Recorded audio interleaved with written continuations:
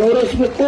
ಈಗ ಅವರು ಬೆಳಗಾವಿ ಜಿಲ್ಲಾ ಕಬ್ಬು ಬೆಳೆಗಾರರಿಗೆ ಒಂದು ದೊಡ್ಡ ಸಂದೇಶವನ್ನ ನೀವು ಇಡೀ ರಾಜ್ಯಕ್ಕೆ, ರಾಷ್ಟ್ರಕ್ಕೆ ಕೊಟ್ಟಿದ್ದೀರಿ ಇವತ್ತು ಈ ಚಳವಳಿಯಿಂದ. ನಾನು ಒಬ್ಬ 50 ವರ್ಷದ ಚಳವಳಿಗಾರನಾಗಿ 80ರ ಚಳವಳಿ ಜನ ಸೇರ್ತಾ ಇದ್ರು. ಅದು ಬಿಟ್ಟರೆ ಚುನಪ್ಪ ಪೂಜಾರಿಯವರ ನೇತೃತ್ವದಲ್ಲಿ ಸೇರಿದ ಜನ 50 ವರ್ಷದ ದಾಖಲೆಯನ್ನು ಮುರಿದು ಬಿಟ್ಟಿದೆ ನೀವು. ಯಾಕೆಂದ್ರೆ ನನಗೆ ಹುಷಾರಿಲ್ಲ. ನಿಮ್ಮ ಸಭೆಯನ್ನ ದಿನ ನೋಡಿ ನೋಡಿ ನನ್ನ ಕಾಯಿಲೆ ಹೋಗೇ ಬಿಡ್ತು, ನಾನೇ ಬಂದ್ಬಿಟ್ಟೆ. ಯಾಕೆ ಹೇಳ್ತೀನಿ ಅಂದ್ರೆ, ಜನಕ್ಕೆ ಅನ್ಯಾಯ ಆದಾಗ ಪ್ರಜಾಪ್ರಭುತ್ವವನ್ನು ರಿಪೇರಿ ಮಾಡೋ ರೀತಿಯಿಂದ ಅದೇ ರೈತರ ಶಕ್ತಿ. ಯಾರ ಕೈಲಿ ಸರ್ಕಾರ ರಿಪೇರಿ ಮಾಡಕ್ಕಾಗಲ್ಲ, ಮಣ್ಣಿನ ಮಕ್ಕಳ ಕೈಯಲ್ಲಿ ಮಾತ್ರ ಸಾಧ್ಯ. ಸಿದ್ದರಾಮಣ್ಣ ಮೋದಿಯವರು ಇದನ್ನು ಅರ್ಥ ಮಾಡ್ಕೊಂಡ್ರೆ ಭಾರತಕ್ಕೂ ಕ್ಷೇಮ, ಕರ್ನಾಟಕಕ್ಕೂ ಕ್ಷೇಮ. ಅನ್ನ ಕೊಡೋ ರೈತ ಬೀದಿ ಮೇಲೆ ಬಂದಾನೆ ಅಂದ್ರೆ, ಈಗಲೂ ಹೇಳ್ತೀನಿ, ನಾನು ನಿನ್ನೆ ನಮ್ಮ ಎಚ್ ಕೆ ಪಾಟೀಲ್ ಮಾತಾಡಿದ ಭಾಷಣ ಪೂರ್ತಿ ಕೇಳಿಸ್ಕೊಂಡೆ. ನಮ್ಮ ಚುನಪ್ಪ ಪೂಜಾರಿ 45 ನಿಮಿಷ ಮಾತಾಡಿದ್ರು, ಅದನ್ನು ಕೇಳಿಸ್ಕೊಂಡೆ.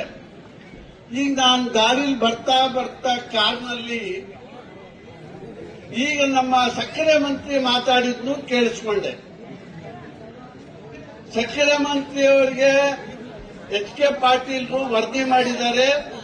ನಾಳೆ ಮುಖ್ಯಮಂತ್ರಿಯವರು ಸಂಜೆ ಹೊತ್ತಿಗೆ ಏನೋ ಒಂದು ಆದೇಶ ಕೊಡ್ತಾರೆ ಅಂತ ನಮ್ಮ ಚುನಪ್ಪಣ್ಣ ಹೇಳ್ತಾ ಇದ್ರು, ಅಲ್ಲೇನ್ರಿ? ಆಗ್ಲಿ, ಸರ್ಕಾರದ ಜೊತೆ ನಮ್ದು ಸಂಘರ್ಷ ಯಾವಾಗಲೂ ಇದೆ. ಆದರೆ ನ್ಯಾಯಕ್ಕಾಗಿ ಹೊರತು ಅನ್ಯಾಯಕ್ಕಲ್ಲ. ನ್ಯಾಯಕ್ಕಾಗಿ ಮಾತ್ರ ಸಂಘರ್ಷಕ್ಕೂ ಸೈ, ಜೈಲಿಗೆ ಹೋಗಕ್ಕೂ ಸೈ. ನಾವೇನು ಈ ಲಾಠಿ ಬಂದೂಕ ಈ ಸರ್ಕಾರ ನಂಬಿ ನಾವೇನು ಕುಳಿತು ಮಂದಿ ಅಲ್ಲ ನಾವು. ನನಗೆ ಸ್ಪಷ್ಟ ಇದೆ, 50 ವರ್ಷದಲ್ಲಿ ನಾವೊಂದು 8 ಸಾರಿ ನಮ್ಮನ್ನು ಜೈಲಿಗೆ ಹಾಕ್ಯಾರೆ.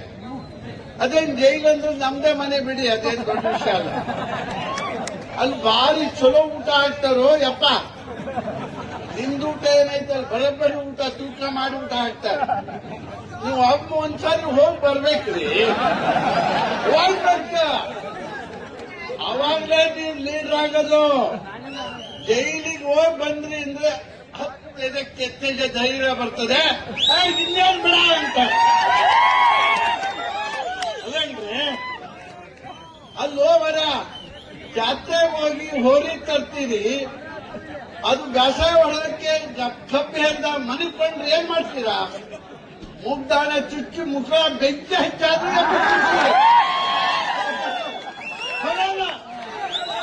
ಅದು ಈ ರಾಜಕಾರಣಿಗಳ ಮುಖಳಿ ಬೆಂಕಿ ಹಚ್ಚೋನು ಯಾರು? ಯಾಕಾಗಿಲ್ಲ? ಈಗ ನಿಮ್ಮಂತ ಹುಡುಗರು ತಯಾರಾಗಿದ್ದೀರಿ. ನಿಮ್ಮ ವಯಸ್ಸಲ್ಲಿ ನಾವು ಅದನ್ನೇ ಮಾಡಿದ್ವಿ. ಏನ ಮಗನೇ ಅಂತಿದ್ವಿ ಮಂತ್ರಿಗೆ. ನಾವೇನು ಹಂಗಿಲ್ಲ. ಗುಡ್ರಾಯ ನಮ್ಮನ್ನು ನೋಡೇ ಮಾರಾಯ ಬಾರ್ರೋ ಅಂತ ಹೇಳಿ ಅವರೇ ಬಂದು ಬಾಗಲೇ ಬಂದು ಕರ್ಕೊಂಡು ಹೋಗ್ಬಿಡ್ತಿದ್ದ. ಅದಕ್ಕೆ ಸಿದ್ದರಾಮಣ್ಣ ಹೇಳ್ತೀನಿ, ಸಿದ್ದರಾಮಣ್ಣ ರೈತ ಚಳವಳಿ ಶುರುವಾದಾಗ ಮೈಸೂರು ಜಿಲ್ಲೆಯ ರೈತ ಸಂಘದ ಜಿಲ್ಲಾ ಕಾರ್ಯದರ್ಶಿ ಅವರು, ನಾನು ಶಿವಮೊಗ್ಗ ಜಿಲ್ಲೆಯ ರೈತ ಸಂಘದ ಕಾರ್ಯದರ್ಶಿ.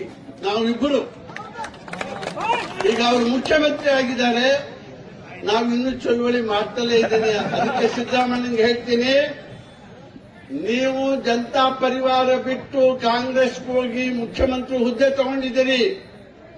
ರೈತ ಚಳವಳಿಯಲ್ಲಿ ಏನು ಪ್ರಮಾಣ ವಚನ ಸ್ವೀಕಾರ ಮಾಡಿದ್ಯೋ ಅದನ್ನ ನೀವು ಬಗೆಹರಿಸ್ತಾ ಇದ್ರೆ 83ರಲ್ಲಿ 36 ವರ್ಷಗಳ ಕಾಲ ಕರ್ನಾಟಕದಲ್ಲಿ ಕಾಂಗ್ರೆಸ್ ಸರ್ಕಾರವನ್ನು ಒದ್ದಾಚೆಗೆ ಹೋಗಿ ಆಯಾಚೆನೂ ಆಗಿರಲಿಲ್ಲ. ಜನಸಂಘ ಆಗಲಿ ಬಿಜೆಪಿ ಆಗಲಿ ಸಮಾಜವಾದಿ ಪಾರ್ಟಿಗಳು ಯಾರ ಕೈಲೂ ಆಗಿರಲಿಲ್ಲ. ರೈತ ಚಳವಳಿ ಗುಂಡಿಕ್ಕದ ರೈತರು ಸರ್ಕಾರಕ್ಕೆ ಓದಿಲ್ಲ. ಕಾಂಗ್ರೆಸ್ ಸರ್ಕಾರ 36 ವರ್ಷಗಳ ಆಧಿಪತ್ಯವನ್ನು ಕಳ್ಕೊಂಡು ಬೀದಿ ಮೇಲೆ ಬಿದ್ದಿತ್ತು. ಈಗಲೂ ಮತ್ತು ನಾನು ಹೇಳ್ತೀನಿ, ಸಿದ್ದರಾಮಯ್ಯ ಮತ್ತು ನೀವೆಲ್ಲರೂ ಸೇರಿ ನೀವು ತಪ್ಪನ್ನು ಮಾಡ್ತಾ ಇದ್ದೀರಿ.